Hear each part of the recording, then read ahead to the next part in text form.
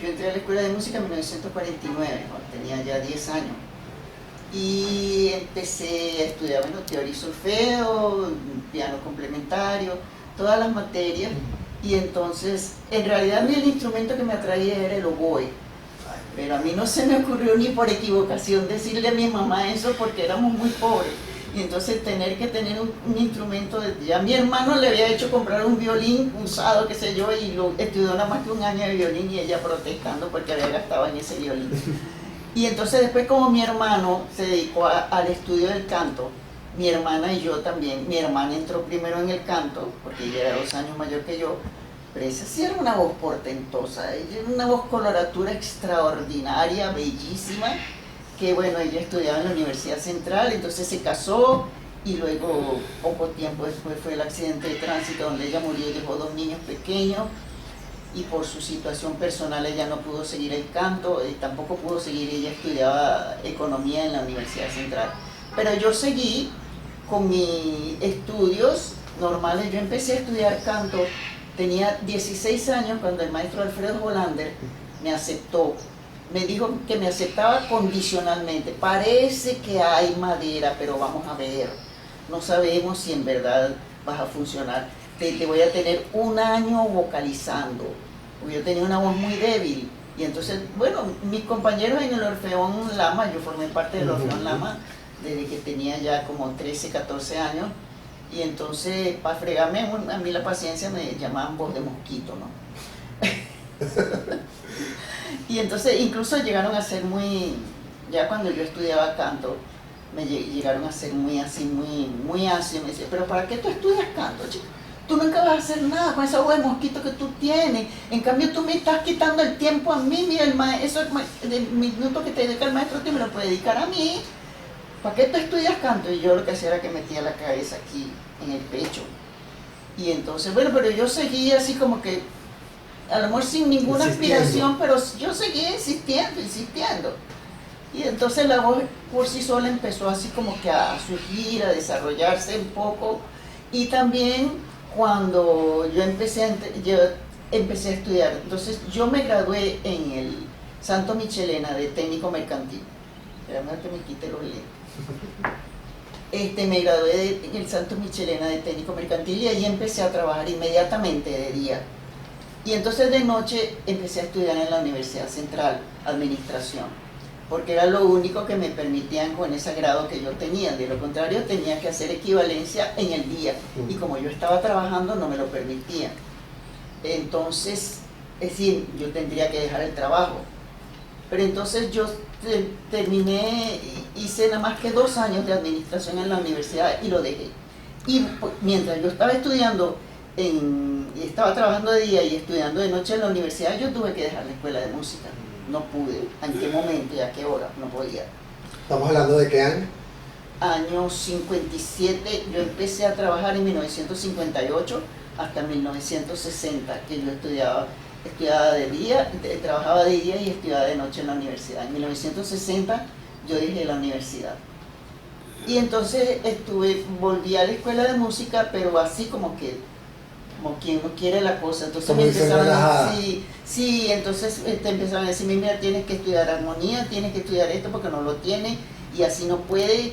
Y entonces como me empezaron a decir que no podía seguir estudiando canto si no tenía las otras materias, y las otras materias yo seguía trabajando. Lo que dejé fue la universidad. Después que esas materias son de día y yo trabajo. Es que no hay alumnos para la noche. Digo, claro, porque todos estamos trabajando. ¿Qué carrera era? No, era música. Ah, música, sí, okay. Pero me faltaban las materias, okay. O sea, las materias adyacentes, pues.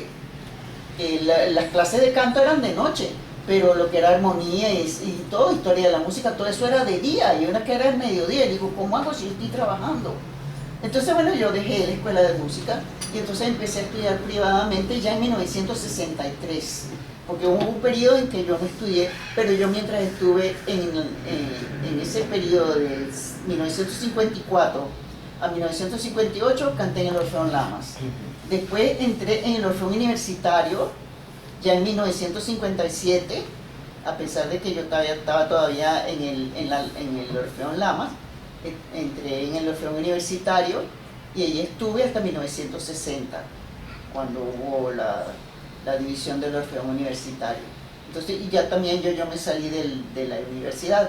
Entonces, no estaba en nada, ni estaba estudiando canto, simplemente estaba trabajando y digo, pero yo necesito algo, yo me siento ahí que me faltan muchas cosas todavía. Y entonces empezó mi hermana, no, entonces yo estudié canto con la misma maestra con la que mi hermana estaba estudiando, que se llamó Leila Mastrocola, que ella murió en el accidente de las Azores, con el Orfeón Universitario. Bueno, entonces allí yo me di cuenta de que yo quería estudiar, ahí fue donde yo me di cuenta que yo quería estudiar canto. Y entonces yo empecé a buscar, bueno, pero yo siento que yo no estoy entendiendo nada. Simplemente yo estoy vocalizando con una voz que se está poniendo bonita, que tiene una buena afinación, que yo leo bien música, que todo eso. Y entonces, bueno, ¿y entonces cómo hago? ¿Qué es lo que voy a hacer? Entonces empecé yo en la búsqueda de un verdadero maestro de canto. Y bueno, para ese tiempo apareció, entonces, entonces como se creó una organización que se llamó Agrupación Pro Música, que era orquesta y coro, en 1963, que salió de una que se llamó Asociación Mozart. La Asociación Mozart se dividió y de ahí salió la Agrupación Pro Música. Y entonces cuando nació esa agrupación, yo fui una de las fundadoras, mi hermana y yo. Y entonces cuando estuvimos allí en la Agrupación Pro Música, esa era orquesta y coro, la orquesta era de estudiantes y aficionados. Y bueno, los integrantes del coro también, estudiantes y aficionados que les gustaba cantar y todo eso. Y más bien nosotros pues eran los que aportábamos para que la orquesta pudiera más o menos funcionar. Ahí montamos el Requiem de Mozart, se montaron varias piezas de envergadura, se montó el Magnificat de Bach. Y bueno, ahí entonces empezó la voz así como que a madurar sola. Y entonces tuve la osadía, por recomendación de uno de ellos, ¿por qué no te vas al concurso de Munch? Nada más y nada menos el concurso de canto. Y yo, pero si yo voy a ir nada más que a probar, porque yo no soy cantante. O sea, cuando yo empecé a escuchar en ese concurso voces que me parecieron a mí maravillosas y que las eliminaban en la primera prueba, ¿y qué queda para mí? Dios mío. Algunos que ni siquiera los dejaban terminar. Le decían gracias y ay, Dios mío, a mí me van a sacar en la primera, ni siquiera me van a dejar terminar. La vas a abrir la boca afuera. Sí, bueno, claro, era porque ya lo que estaban haciendo era tan desastroso, porque es un concurso muy bien organizado que la participación de uno no podía pasar de 10 minutos. Entonces todo eso estaba tan medido y a mí me tocó una pianista excelente que mientras arriba se estaba desarrollando el concurso no estaba abajo ensayando con la pianista. Entonces, cuando fui, bueno, vamos a decir que la ventaja fue que pude cantar completo mis piezas, no me interrumpieron. Pero claro, por supuesto que no pasé. Entonces yo me sentí muy triste porque ahí había, eso fue en 1968, cuando eso había sido la primavera de Praga. Y entonces a una muchacha checa, ahí conocí yo a la profesora Aida Navarro que había ido a ver el concurso. Y entonces me dice, Chama, pero tú cantas mejor que esa checa que la pasaron para segundo año, para segunda prueba. Ya mi maestro, que yo había escogido un maestro pianista que fue el maestro Billy Mager, él me dijo, si participa algún checo, seguro que lo van a hacer llegar hasta la tercera prueba. Tenga usted la seguridad, porque son cuestiones de política.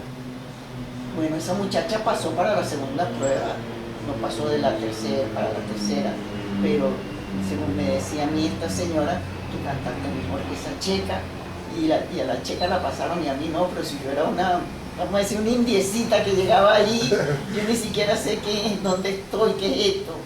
Esa fue mi primera experiencia. Pero Alberto Grau me había estado llamando para la Escola Cantorum, y yo como canté en todos esos coros, yo después terminé, yo cierro con los coros, yo no quiero seguir más cantando en coro, yo quiero dedicarme a hacer canto profesional, pero seguía con mi trabajo, yo seguía trabajando, yo trabajé en la compañía Shell de Venezuela durante 15 años, en mi trabajo de técnico mercantil, que fue lo que me gradué de bachillerato comercial. Y entonces, cuando, bueno, resulta que conocí al que después fue mi esposo, él estaba en la escuela, Y entonces él le dijo, Alberto le dijo, él se llamaba Vicente Monte, él le dijo, mira, Vicente, tráete a Yasmira. Porque él me había llamado varias veces, Alberto, y yo yo terminé con los coros. Entonces, bueno, entonces entré en la Escola Cantorum en 1971, que fue el año después cuando Vicente y yo nos casamos. Entonces, estando en la Escola Cantorum, fuimos a Yugoslavia, era entonces, se llamaba Yugoslavia. Y allí conocí yo a la que después fue mi verdadera maestra de canto, que fue Elena Lazarska. Entonces ella me dijo, porque entonces, como ya yo tenía esa voz, así que yo me desarrollé sola, mi voz, y que eso ya había cantado el Magnificat con la orquesta, había cantado la fantasía coral, había cantado la novena. Entonces, claro, a mí me presentaron ante ella como la profesional del grupo. Y entonces cuando ella me hizo ella empezó a escuchar a cada uno de los integrantes del coro. Todos los maestros que vienen de fuera se asombran de la calidad de voces que hay aquí en Venezuela. Dice que la calidad de voces que hay aquí es insuperable. Y ella estaba fascinada con todas las voces, con todas. Entonces cuando me presentaron ante ella como la profesional del grupo, pues claro, ella me quiso escuchar. Y entonces después vino el gran balde de agua helada. Me dijo, ¿quién le dijo a usted que usted sabía cantar? Usted ni siquiera sabe respirar. Y entonces yo me fui sintiendo cada vez, y la que me traducía era Isabel Palacio, en francés, ella hablaba en francés. Entonces, ¿que quién te dijo a ti que tú sabías cantar? ¿Que quién te dijo a ti que tú eras cantante profesional, que tú ni siquiera sabes respirar?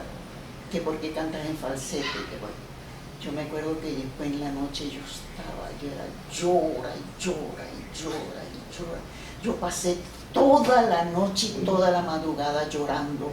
Era por la humillación que yo acababa de sufrir. Y entonces yo me acuerdo que eran las 3 de la mañana que yo dije, bueno, si yo no sé cantar, ella que me enseñe. Y entonces le dije, Vicente, nos vamos a estudiar con esta señora. Ella me dijo a mí esto, entonces que me enseñe. Entonces a ella la invitaron a hacer un curso en Barquisimeto de un mes. Y entonces nos fuimos para hacer el curso con ella en Barquisimeto, porque eran juventudes musicales entonces. Entonces el curso era de piano, de violín y de canto. En violín estaba José Francisco de Castillo y en piano estaba, no me acuerdo el profesor que era, uno que trajeron de Canadá. Y en canto era la profesora Elena Lazarska.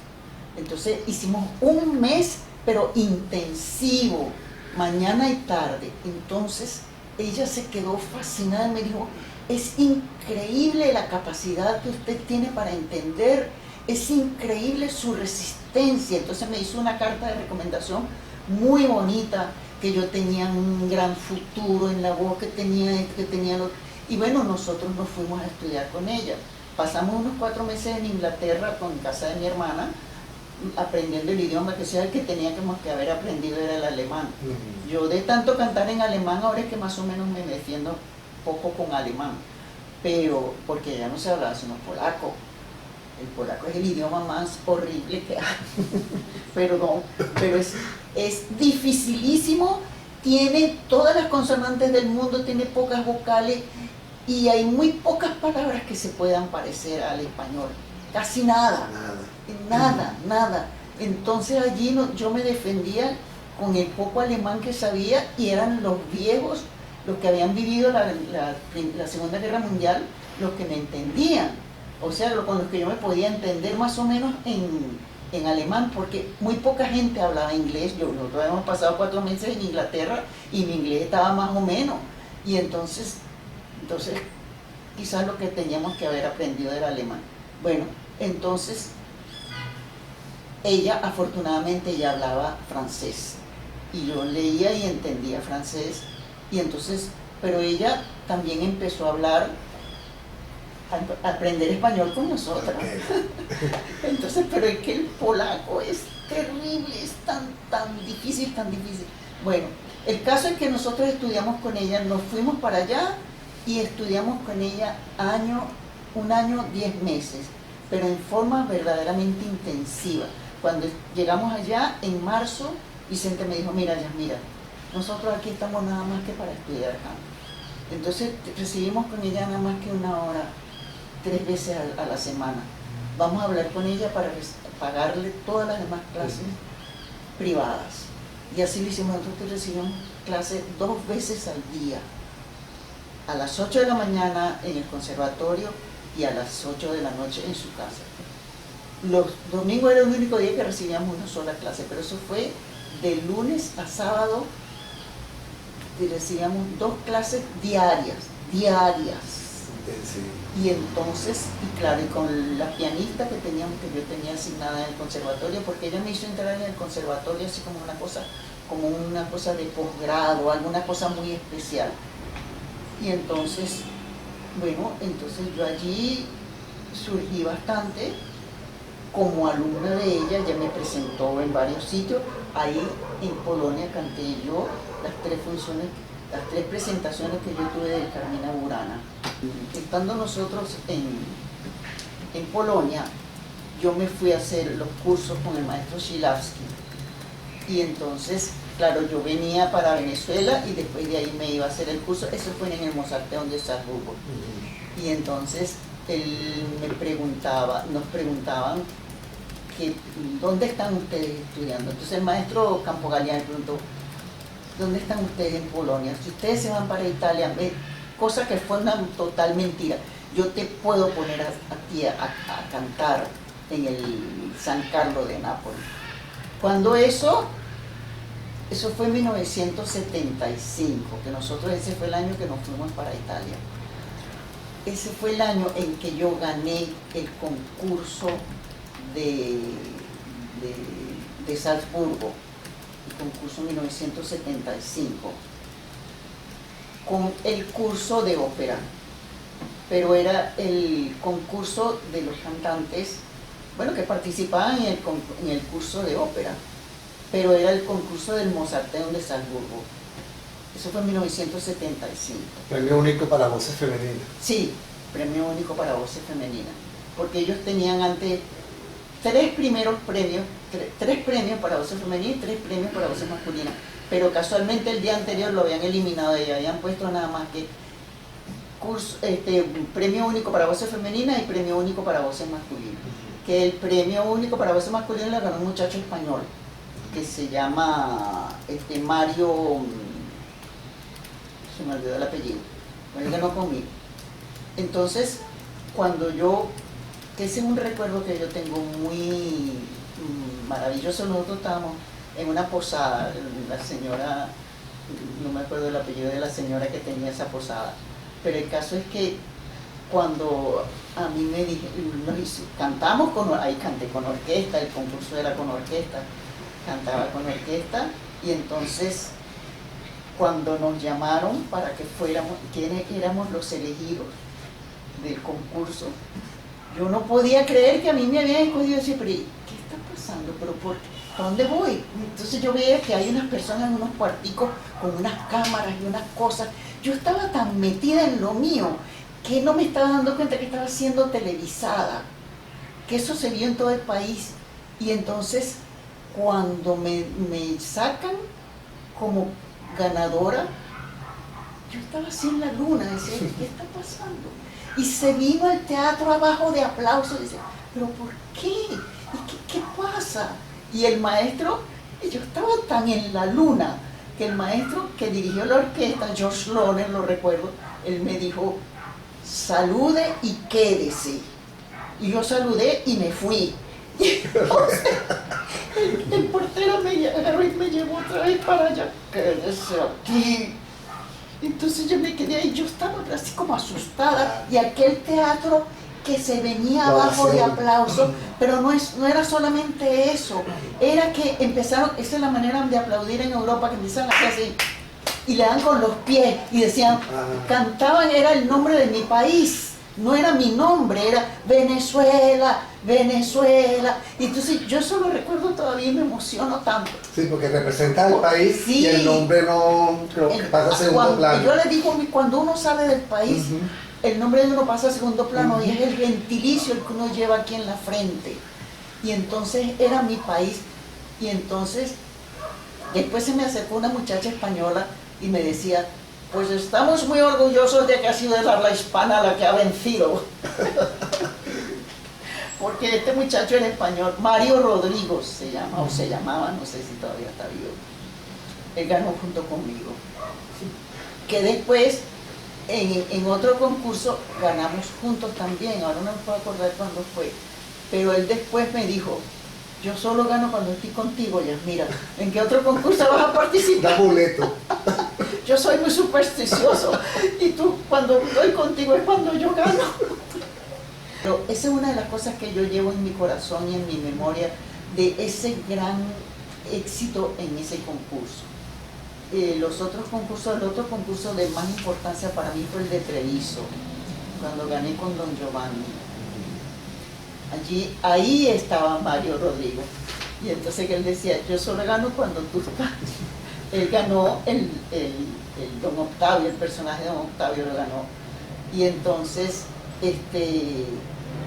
cuando llegué ahí, andamos por los ensayos con orquesta y todo eso. Y entonces, Eso maestro que no tenía ni voz ni sabía respirar. Esa era la voz de Mosquito. Ajá, por eso. Sí, y de ese grupo la única que hizo carrera fui yo. Fui la única que hizo carrera, porque yo después, aquí en Venezuela, yo prácticamente fui la soprano fija de la Orquesta Sinfónica Municipal de Caracas con Carlos Riazuelo. Yo regresé en 1980 y entonces después fui tantas veces solista con la orquesta que yo recuerdo... ¿Qué roles hiciste como solista aquí en Venezuela? Bueno, la famosa Butterfly, que no es para mí, pero uno siempre estaba aceptando los roles que no eran para su voz por la desesperación de cantar, ¿no? Canté Traviata, que la canté en partes, no la canté seguida, todos los actos, pero en escenas, con orquesta también, pero en parte. El rol que hice fue de Micaela en Carmen, Barbero de Sevilla. Barbero de Sevilla de País Cielo, que eso fue antes de yo irme, que eso fue, ¿sabe dónde queda ahorita Parque Central? Ahí existía la sala metropolitana de conciertos, que era hermosísima. Estaba lo que era el propio parque, que eran todo el parque de diversión y todo eso. Y al fondo ahí quedaba, hacia donde están ahorita, vamos a decir, los autobuses que van para Maiquetía. Al fondo ahí dentro del parque estaba la sala metropolitana de conciertos, que era hermosísima, era para 400 personas. Ahí montamos el Barbero de Sevilla de País Cielo, ahí se montó el combatimiento de Tancredo de Clorinda, y ahí se montaron, no recuerdo qué otra cosa, se hicieron muchas escenas. Coronación de Popea. La coronación de Popea. Esa fue en realidad la primera ópera en la que yo participé, como Drusila, que es un personaje, vamos a decir, no es comprimario, porque Drusila es un personaje importante dentro de la ópera y tiene dos áreas importantes, pero siempre a la sombra de Nerón y Popea, ella resulta como un personaje secundario, y el otro personaje era Octavia, que era en la coronación de Popea. Pero el asunto está... Elixir de Amor. Elixir de Amor lo canté después ya en el Teatro Nacional. Eso fue ya cuando ya yo había regresado. Eso fue con uno de los proyectos de Isabel Palacio, porque ahora que Isabel está haciendo un nuevo proyecto, y vamos a ver si por enésima vez, cuántas veces se ha intentado aquí hacer la Ópera Nacional.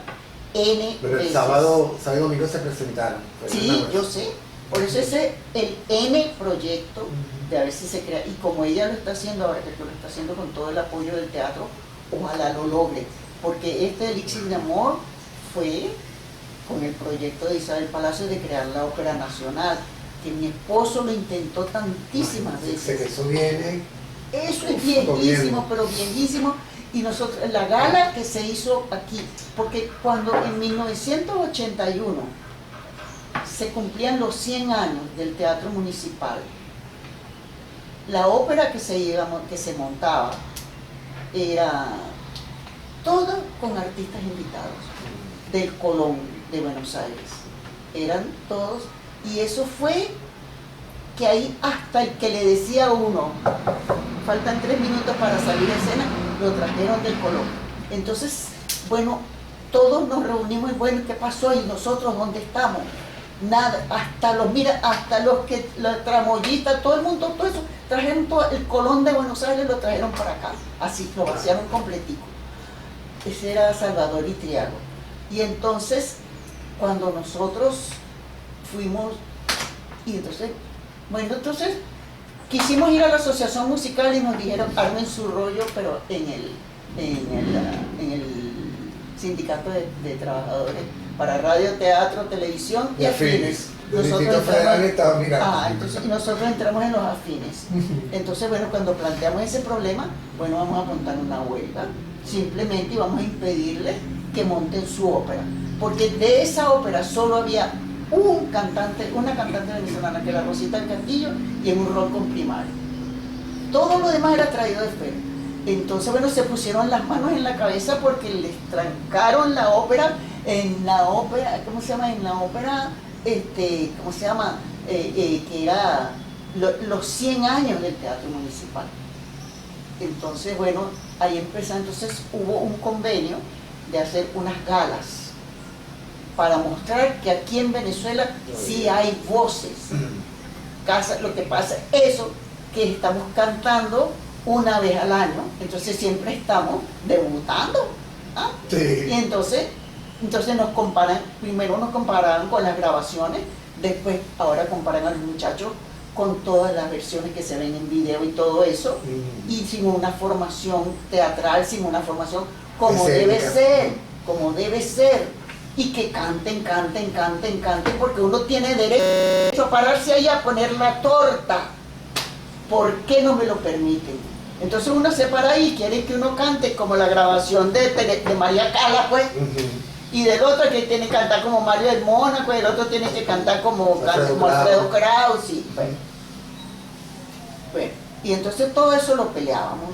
Entonces nos concedieron hacer las galas, y entonces ahí fue donde saltó a la paleta Maesí, al Carlos Riazuelo, que apoyó a los cantantes nacionales, pero muchísimo. Entonces, cuando vino esa primera gala, fue la primera gala, y entonces, después de tanta pelea, se está metiendo un olor a cigarrillo que bueno. Entonces, éramos 5 los cantantes que se escogieron. Estaba Mirna Moreno, estaba un barítono excelente que murió, que era Carlos Mauri, estaba José Antonio García, Blas Martínez, y estaba yo. Éramos los 5. Y entonces se escogió el programa, y cuando se presentó eso, el teatro estaba a reventar, que había un español que decía, está hasta las banderas. Entonces, y se vino abajo el teatro de aplausos, y entonces Salvador Itriago dijo, bueno, sí, demostraron que son buenas voces. Entonces siguieron las galas, y de ahí salieron todas esas galas que se hacen con varios cantantes. Ese fue el nacimiento de las galas. Que, por ejemplo, Elías Pérez Borjas, que era tan amante del ballet, él decía, yo odio la ópera, porque cada vez que yo quise traer a Nureyev, siempre estaba la ópera allí. Y entonces, y Nureyev no permitía, no venía, sino le depositaban todo allá primero. Si no, ese señor no venía. Y él no pudo nunca traer a Nureyev, porque ya estaba la temporada de ópera y odio la ópera. Bueno, pero entonces eso, primero es la nacionalidad. Nosotros como cantantes extranjeros, entonces nos llevaron a la frontera con Suiza, para que allá nos dieran el permiso para trabajar, porque eres extranjero, entonces necesitas permiso para trabajar. Y yo le decía, cuando yo vivía en Mantua, le decía, mira, se lo hablé yo con el teatro de Mantua, dice, pero es que yo canto sin cobrar, yo lo que quiero es cantar. Dice, el sindicato me pregunta que si no hay una sola soprano en Italia que cante lo que usted va a cantar, no importa que usted no cobre. Cuando yo hice audición para, pues, era facilísimo hacer audición para la Scala. Cuando yo hice audición para la Scala, yo vi en el centro, en la nave central, toda una fila así de gente. Entonces me dijeron, mira, la mayoría son de los sindicatos, porque están ahí atentos, a pesar de que la Scala es un ente, se llama independiente. Ellos están viendo si los que van a cantar, si ellos van a contratar a algún extranjero, no lo hay en Italia. Y entonces solo vienen, a la Scala vienen los grandes, las figuras, las grandes figuras. Pero que venga así un raspaplato a la Scala, a menos que tenga, bueno, quién sabe qué convenio hay, no se sabe. Apadrinado. Sí, o también cuestiones políticas, claro. Pero que lo contraten así simplemente porque canta bien, porque no sé qué. Yo siempre tuve la cosa de que todas las partes donde yo hice audición, todas siempre llamaba la atención, siempre me hacían algún comentario. Cuando yo hice audición para el Teatro de Florencia, para Firenze, ahí estaba el maestro Riccardo Muti, pero yo no sé, entonces Riccardo Muti no tenía el nombre que tiene ahora, que lo adquirió mucho después, sino que entonces yo entré allí, yo tenía que cantar dos cosas, dos estilos diferentes, entonces yo puse para cantar Mozart y para cantar Micaela. Entonces él me dijo, decida que quiere cantar, una sola. Entonces yo canté a cantar Mozart, el aria de la Condesa. Ajá, cántela sin el recitativo. Era uno que me decía todo eso. Entonces, ajá, yo canté lo mío, y entonces él me dijo, pero gracias. Entonces, cuando estábamos afuera esperando los resultados, todos se pueden ir menos la señora Ruiz Monte, que el maestro Muti la quiere escuchar otra vez. Ajá. Entonces voy yo, y cuando entro me dice, señora, cante Mozart. Entonces canto yo mi aria. Entonces él me dice, espérese. Entonces él, de donde estaba, empezó a dirigirme. Haga esto más piano, más lento, más piano, más piano. Y entonces a partir de ese momento el pianista empezó a hacerle caso fue a él, a mí no. Y entonces, tranquilo, repítalo otra vez, más piano, más lento. Ajá. Entonces, suficiente. La felicito porque usted canta muy bien. Solamente hay unas cositas que no se le entienden. Todo tiene que pronunciar mejor. Usted pronuncia bien, pero tiene que pronunciar todavía mejor. Pero la felicito, usted canta muy bien. Entonces digo, ¿y ahora qué hago? El pianista me agarró por un brazo. Señora, yo nunca había visto al maestro Muti tan entusiasmado con uno que hiciera audición, la felicito. Y, ajá. ¿Y ahora qué hago? ¿Y ahora qué hago? Cuando yo le conté eso, yo no hice nada. Me fui para mi casa, que yo vivía en Treviso. Eso fue en Firenze. Entonces, cuando yo le conté eso al maestro Osvaldo Alemano, que era asistente del Mónaco, se le pusieron los ojos así como un do de oro. Me dice, y usted no preguntó, usted no dijo, ellos ese año montaron bodas de Fígaro, usted no le dijo que usted el maestro Muti le había dicho el tieto, ¿cómo se le ocurre, señora? Pero seguramente que le estaba pensando en usted para la condesa, ¿cómo deja usted pasar eso? Eso es imperdonable, ¿quién se cree usted que es? Y entonces, a medida que él me iba diciendo cosas, yo me iba sintiendo así, más gusano, ¿no? Decía, trágame tierra. Yo no sabía. Claro. Entonces él me puso el ejemplo. Mira, el grandísimo Mario del Mónaco, estando en la cúspide de la fama, él tenía todos los años que llamar a la Scala para ver qué roles había para él.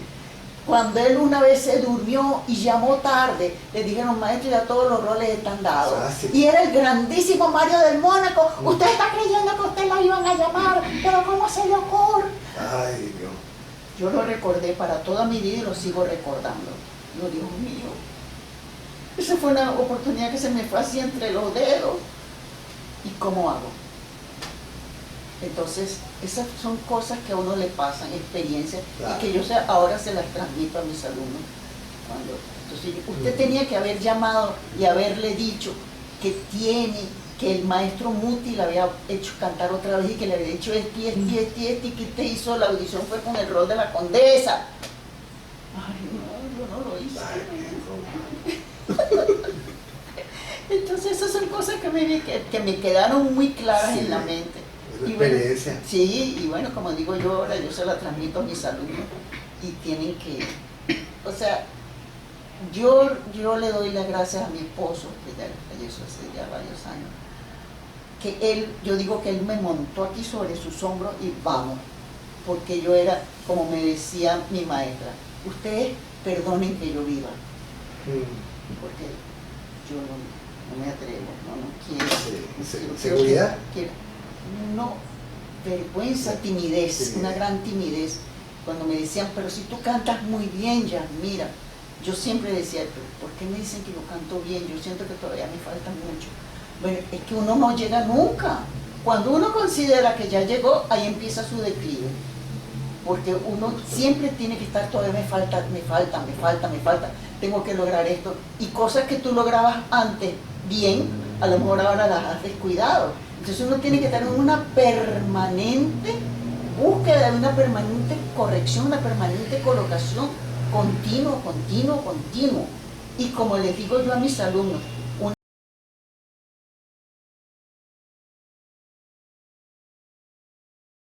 una vez que ya ustedes sean pájaros libres, tienen que buscar una persona que sepa, que los escuche, porque a uno se le van cambiando las cosas y uno no se da cuenta. Si uno se oye en grabación, pero no es lo mismo. El grabador siempre distorsiona, siempre cambia. Y entonces cuando tú tienes que buscarte una persona que sepa, que te diga, mira, estás haciendo esto, estás haciendo lo otro, estás haciendo esto otro. Porque la voz va cambiando con los años. Personas que tuvieron una voz muy ligera, entonces van cambiando, se van poniendo como más oscura, más grave, más pesada. Y hay incluso en el caso de sopranos que han cambiado para mezzosoprano. Yo diría que no, simplemente es hora de retirar. Porque, por ejemplo, lo que está haciendo Plácido Domingo, por favor, eso me parece una inmoralidad, que me perdone, pero él está cantando como barítono. Simplemente retírate, pero si él es un excelente músico, es director, ¿por qué tiene que cantar como barítono? Que sigue teniendo la voz de tenor, solamente que ya no tiene los agudos, que ya no tiene...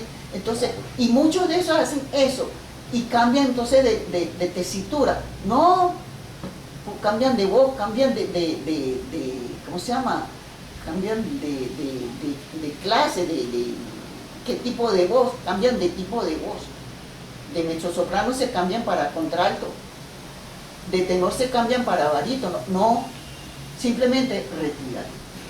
Entonces es mejor que uno se retire a tiempo y que tengan el recuerdo de uno, de cuando uno lo hizo bien. Yo me retiré y en el 2006 me sacaron de mi retiro para hacer un concierto a beneficio de la iglesia a la que yo pertenezco, de la Iglesia Adventista del Séptimo Día. Entonces, bueno, fue mi esposo el que organizó la gala. Bueno, entonces allí esa gala se hizo con todos mis alumnos.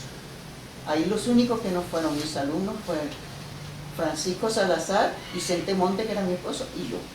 Los demás toditos habían sido alumnos míos, unos ya se habían graduado, entre ellos ella, que está ahí presente en este momento. Todos ya se habían graduado y otros estaban en proceso ya para graduarse. Entonces, pero fueron muchos, fueron como 16.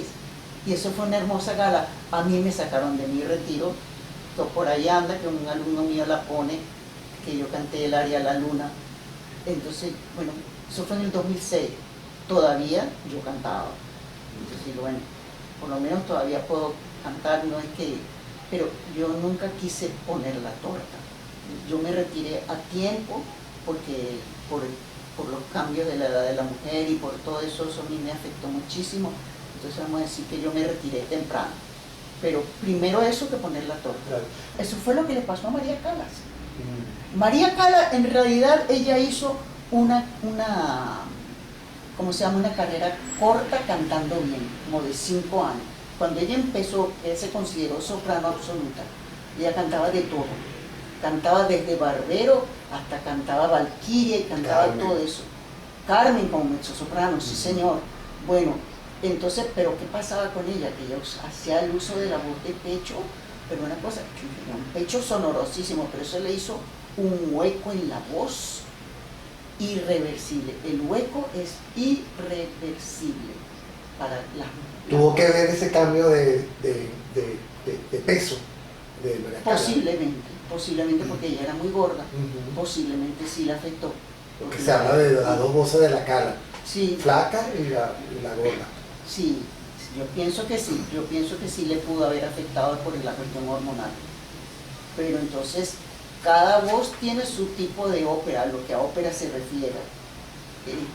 Claro, hay cosas, digo yo, por disciplina. Yo soy muy liderista, a mí me gustan mucho los líderes y la música de cámara. Cuando yo hice audición para la Venecia, para el Teatro de Venecia, el director se me acercó, cada vez que yo hacía audición se me acercaban y me preguntaban cosas. Me dijo, señora, usted ha cantado mucha música de cámara, ¿verdad? Y yo le dije, sí, maestro, se le nota. Pero usted para cantar ópera tiene que ensanchar la voz. Trabajé todo este año ópera. Olvídese del lead, olvídese de la música de cámara. Porque usted canta muy bien, me gusta mucho su voz, pero no tiene la suficiente anchura que se necesita para cantar ópera. Yo la quiero oír el año que viene, pero en ese entonces nos quitaron la bolsa de trabajo, ya tenemos bolsa de trabajo, y entró en nuestros planes, pero teniendo eso, ¿por qué no te quedaste? Que en nuestros planes nunca estuvo estar huyendo de la policía, porque nosotros teníamos todos los meses que ir a la questura y presentar de dónde recibíamos nosotros el dinero, porque ellos eran muy desordenados y todo, pero con la cuestión del extranjero, no sé ahora que las cosas han cambiado, aunque entonces era estricto, estrictísimo, muy, muy, muy estricto. Entonces ellos lo que ven es que no eres italiano, que eres extranjero y que además no eres europeo, porque ni siquiera en ese entonces estaba lo que se llamaba el mercado común europeo, al menos por ahí podríamos tener, pero no. Éramos de Venezuela que había que atravesar el Pocito y, no sé, y eso que nosotros vivíamos allá en Europa, pues tienes que tener una dirección en Europa y todo. Mira, no vale de nada. No vale de nada, y así es como deberían ser aquí. Aquí todo lo que viene de fuera es bien recibido, no importa si cantó mala, que tiene una mala nota, sí. Chico pobrecito. Ajá, pero entonces, no, que los venezolanos no sirven, que no sirven para nada. Pero si cuando hubo la cuestión del dólar negro, que creo que fue en 1983, no sé, uno de esos grandes que se ocupaban de la ópera decía, qué desgracia, chico, que ahora por motivo del dólar tenemos que aguantarnos los cantantes nacionales. Yo iba en el carro, íbamos mi esposo, y él se olvidó que llevaba 2 cantantes nacionales atrás. Cuando nos vio por el espejo se quedó callado. Ya, porque ya estaba empezando a mencionar fulano, perencejo, sutano. Y eso todavía pasa. Eso sigue pasando. Y seguirá pasando porque aquí todo lo que viene de fuera es mejor. Porque, por eso digo, ojalá que eso que está haciendo Isabel prospere y se cree de verdad la ópera nacional, porque ese es el vivero, del verdadero vivero, que de ahí van a salir todos los cantantes y que quiere uno más que vivir de su canto, que yo tenga mi sueldo allí y que yo no tenga que estar haciendo otra cosa. Yo trabajé 15 años en una empresa petrolera y teniendo que compartir eso con la empresa petrolera. Y entonces después cuando vine aquí a vivir del canto, se pasa mucho trabajo. Claro. Porque además cuando se consiguen esas personas como la presidenta de Fundarte, no, el mismo día, ¡qué horror! 15 días después, no. Cante primero y después se le paga. Y teniendo que mendigar, como decía yo, mendigar el pago de mi trabajo, pero ¿por qué? ¿Con qué derecho? Entonces uno tiene que ponerse allí, bueno, pero por favor páguenme. Debo la luz, debo el gas, debo esto. No. Ah, no, nosotros no tenemos derecho a enfermarnos, nosotros no tenemos derecho a ir al médico. Mire, aquí se está comiendo un cable, pues. Yo quiero montar esto, tener óperas completas, porque hay una costumbre muy triste aquí en nuestro país, que es estudiarse las áreas nada más, y no se estudia la ópera completa. Y tener que conocer qué está pasando en la ópera completa, no importa qué le está pasando al barítono, qué le está pasando al tenor, no solamente lo que le pasa a tu personaje, todo. Entonces yo trabajaba 1h30 por la mañana y 1h30 por la tarde, normalmente, esa era mi rutina. Y cuando yo tenía un concierto en vista, bueno, tenía que y por supuesto trabajar con el pianista, por lo menos 2 o 3 veces a la semana. Ahora se reduce a 1 vez a la semana, dado el costo de la cosa y la cuestión.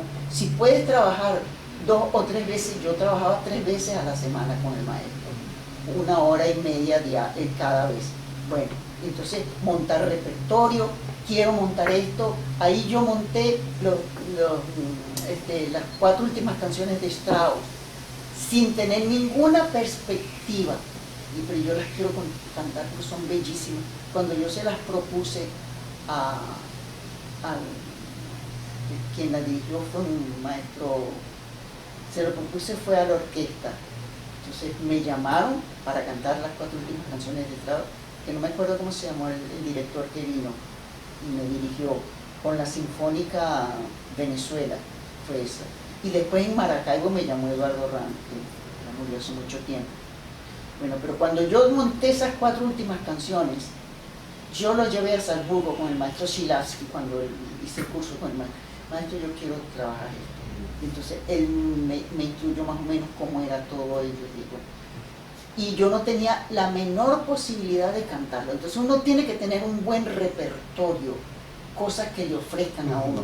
Yo recuerdo, como yo fui tanto tiempo solista de la Sinfónica Municipal, a mí una vez, la rutina para ese entonces de la municipal era, los conciertos eran los domingos, el lunes era descanso para la orquesta, el martes lectura, el miércoles ya se ensayaba con el solista. Un miércoles en la tarde me llama Carlos Riachuelo, ya mira, tú te sabes tal cosa. Y yo le dije, bueno, más o menos. ¿Tú te atreves a cantarla? Y digo, sí, claro que sí.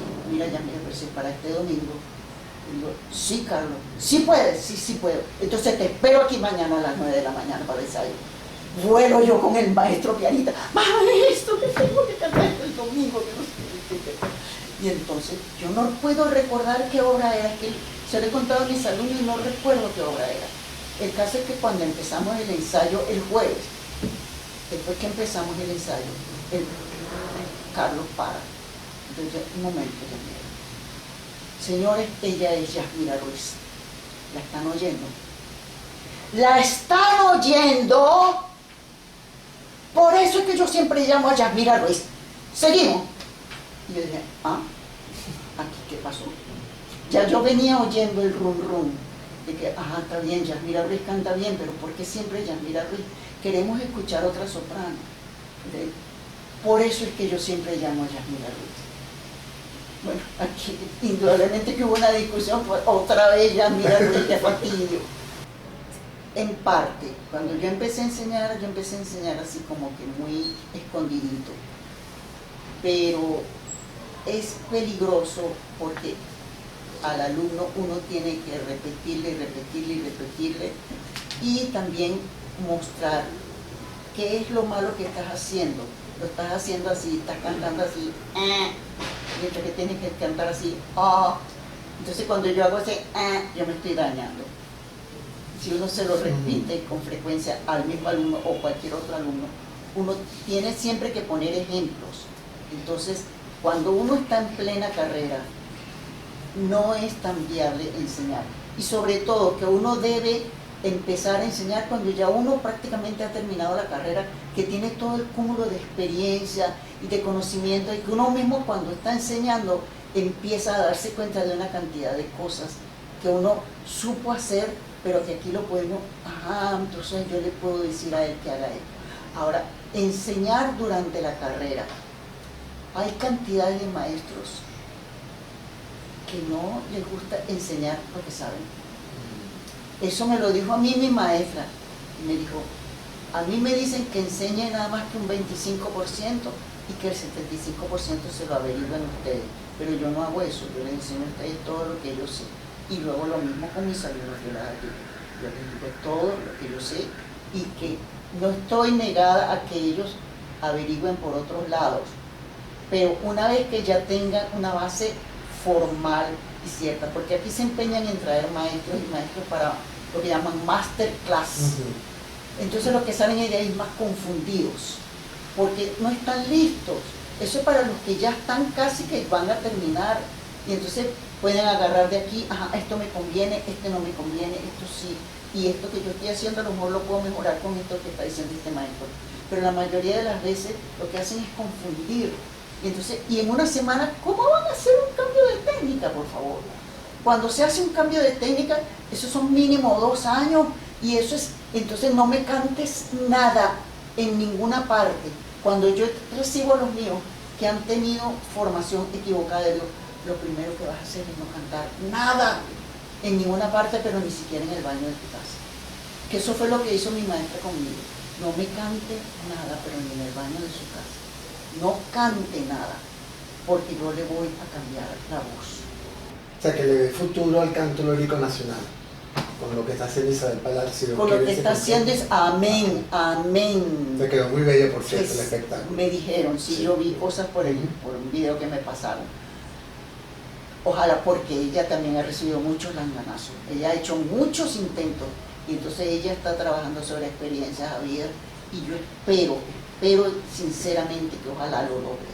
Porque si es así, que tiene todo el apoyo del teatro, yo espero que ella lo logre. Y el público de ópera, esto estaba full. Que hay mucho público sediento, porque lo que había aquí Y más antes, que se han ido. pero aquí estábamos acostumbrados a lo que llamaban la temporada de ópera, que eran 6 o 7 óperas. Y entonces eso era una gran sed. Y ahora la gente nueva que se sigue formando en el deseo de ver buena ópera. Entonces sí, El eso equipo está bueno, Miguel Isa, está toda esa gente. Exacto, entonces yo en verdad que le auguro de corazón que ojalá lo logre, Dios mío, ojalá un pianista amigo mío fue muy bueno, amén, sí, que eso se logre, que Isabel lo logre, de verdad que sí. Lo puedes resumir en esto, yo estoy viva gracias a mis alumnos, yo vivo para ellos y por ellos. Después que mi esposo se me fue, yo les había dicho a ellos, mira, primero el objeto de mi vida, claro, es mi esposo, pero después de mi esposo, ustedes son el objeto de mi vida. Y ahora se los repito, el objeto de mi vida, yo estoy viva por ustedes, porque quiero seguir con ustedes, porque cuando mi esposo se me fue, yo empecé a pedirle al Señor que me llevara también. Y entonces después me di cuenta y digo, yo tengo todavía unos planes que cumplir y una meta que cumplir. Yo tengo un alumno que digo, tú eres mi meta. Cuando yo vea que tú te gradúes, yo sé que mi meta estará cumplida, pero yo todavía tengo planes con mis alumnos y ellos son la razón de mi existencia.